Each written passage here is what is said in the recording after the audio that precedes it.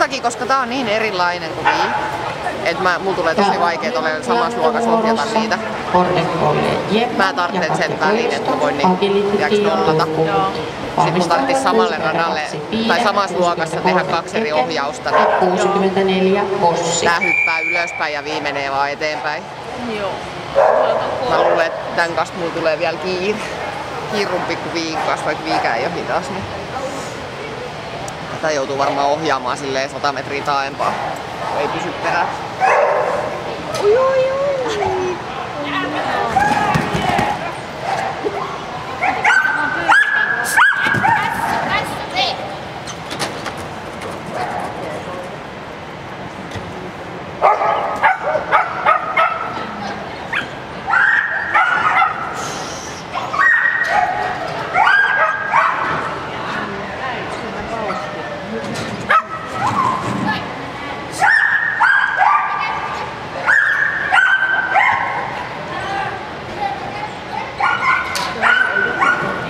Paljon lentelee rimoin.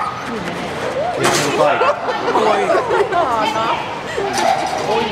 Vähän hyppää kaukaa.